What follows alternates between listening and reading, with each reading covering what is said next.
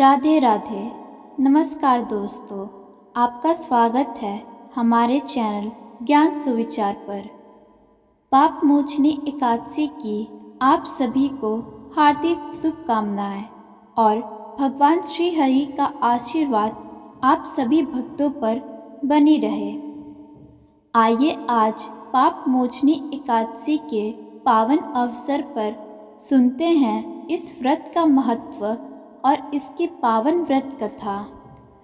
एक समय की बात है, अर्जुन ने भगवान श्री कृष्ण से कहा, हे मधुसूदन, चैत्र माह के कृष्ण पक्ष में आने वाली एकादशी का क्या नाम है तथा उसकी विधि क्या है? कृपा करके आप मेरी बढ़ती हुई जिज्ञासा को शांत करें।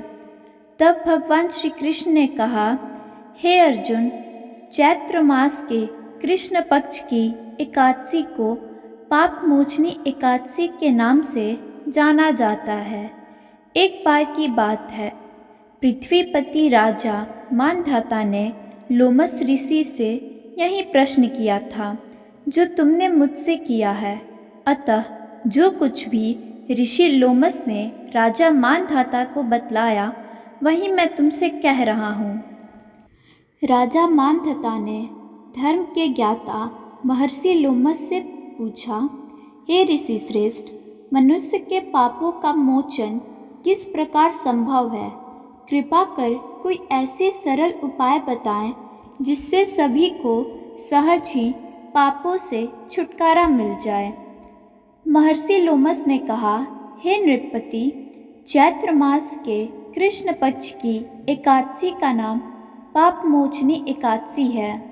उसके व्रत के प्रभाव से मनुष्यों के अनेक पाप नष्ट हो जाते हैं। मैं तुम्हें इस व्रत की कथा सुनाता हूँ, ध्यानपूर्वक श्रवण करो। प्राचीन समय में चैत्र रथ नामक एक वन था। उसमें अप्सराएं किन्नरों के साथ विहार किया करती थीं। वहाँ सदैव वसंत का मौसम रहता था, अर्थात उस जगह सदा नाना प्रकार के पुष्प खिले रहते थे। कभी गंधर्व कन्या विहार किया करती तो कभी देव इंद्र अन्य देवताओं के साथ क्रीड़ा करते। उसी वन में मेधावी नाम के एक ऋषि भी तपस्या में लीन रहते थे। वे शिव भक्त थे। एक दिन मज्जुघोषा नामक एक अप्सरा ने उनको मोहित कर उनकी निकटता का लाभ उठाने की चेष्टा की। इसलिए वह कुछ दूरी पर बैठ वीणा बजाकर मधुर स्वर में गाने लगी। उसी समय शिव भक्त महर्षि मेधावी को कामदेव भी जीतने का प्रयास करने लगे। कामदेव ने उस सुंदर अप्सरा के भ्रू का धनुष बनाया, कटाक्ष को उसकी प्रत्यंचा बनाई और उसके नेत्रों को मज्जुघोषा अप्सरा का सेनापति बनाया। इस तरह कामदेव अपने शत्रु भक्त को जीतने को तैयार हुआ। उस समय महर्षि मेधावी भी युवा अवस्था में थे और काफ़ी हृष्ट पुष्ट थे। उन्होंने यज्ञोपवीत तथा दंड धारण कर रखा था। वे दूसरे कामदेव के समान प्रतीत हो रहे थे। उस मुनि को देखकर कामदेव के वश में हुई मज्जुघोषा ने धीरे धीरे मधुर वाणी से वीणा पर गायन शुरू किया तो महर्षि मेधावी भी मज्जुघोषा के मधुर गाने पर तथा उसके सौंदर्य पर मोहित हो गए। वह अप्सरा मेधावी मुनि को कामदेव से पीड़ित जानकर उनसे आलिंगन करने लगी। महर्षि मेधावी उसके सौंदर्य पर मोहित होकर शिव रहस्य को भूल गए और काम के वशीभूत होकर उसके साथ रमण करने लगे। काम के वशीभूत होने के कारण मुनि को उस समय दिन रात का कुछ भी ज्ञान ना रहा और काफ़ी समय तक वे रमण करते रहे। तदुपरांत मज्जुघोषा उस मुनि से बोली, हे ऋषिवर, अब मुझे बहुत समय हो गया है, अतः स्वर्ग जाने की आज्ञा दीजिए। अप्सरा की बात सुनकर ऋषि ने कहा, हे मोहिनी, संध्या को तो आई हो, प्रातःकाल होने पर चली जाना। ऋषि के ऐसे वचनों को सुनकर अप्सरा उनके साथ रमण करने लगी। इस प्रकार दोनों ने साथ साथ बहुत समय बिताया। मज्जुघोषा ने एक दिन ऋषि से कहा, हे विप्र, अब आप मुझे स्वर्ग जाने की आज्ञा दीजिए। मुनि ने इस बार भी वही कहा, हे रूपसी, अभी ज़्यादा समय व्यतीत नहीं हुआ है, कुछ समय और ठहरो।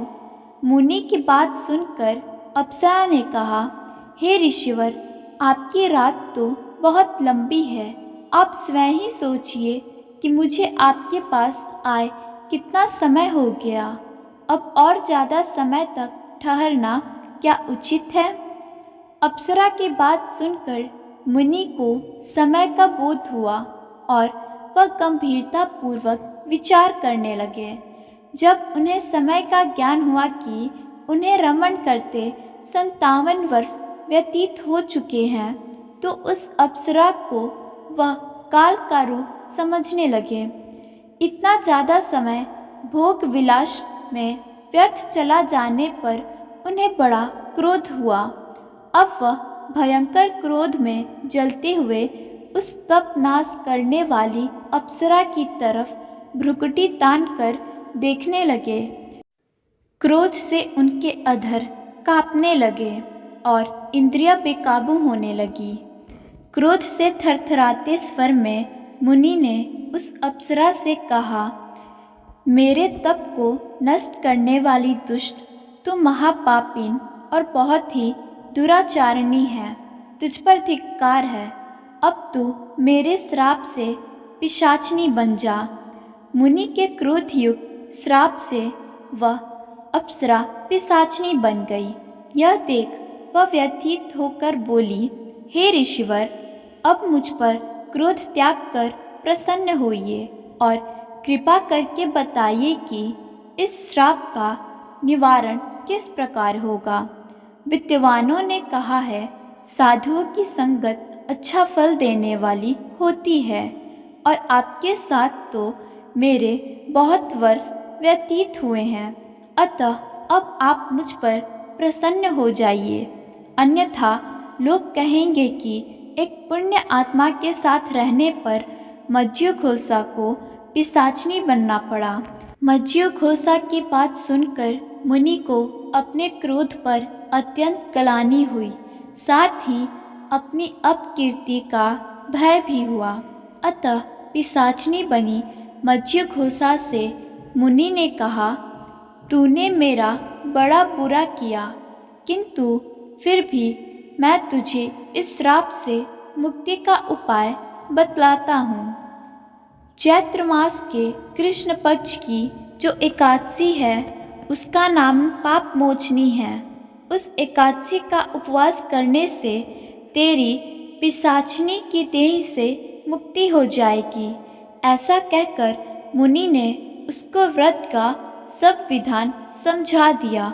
फिर अपने पापों का प्रायश्चित करने के लिए वह अपने पिता च्यवन्य ऋषि के पास गए। च्यवन्य ऋषि ने अपने पुत्र मेधावी को देखकर कहा, हे पुत्र, ऐसा क्या किया है तूने कि तेरे सभी तप नष्ट हो गए, जिससे तुम्हारा समस्त तेज मलिन हो गया है। मेधावी मुनि ने लज्जा से अपना सिर झुकाकर कहा, पिताश्री, मैंने एक अप्सरा से रमण करके बहुत बड़ा पाप किया है।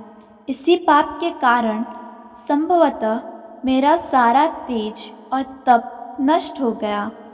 कृपा करके आप इस पाप से छूटने का उपाय बतलाइए।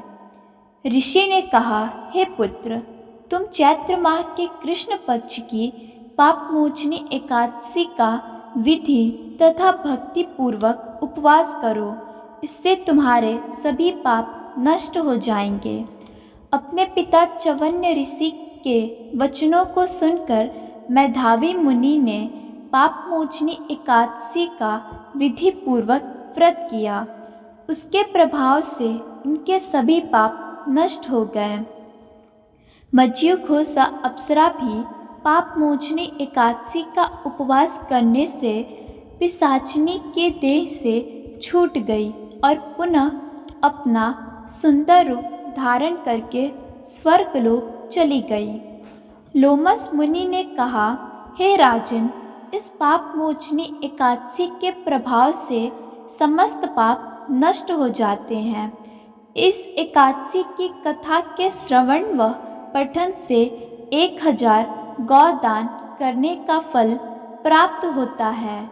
इस उपवास के करने से ब्रह्म हत्या करने वाले, स्वर्ण चुराने वाले, मद्यपान करने वाले, आगमन करने वाले आदि भयंकर पाप भी नष्ट हो जाते हैं और अंत में स्वर्गलोक की प्राप्ति होती है।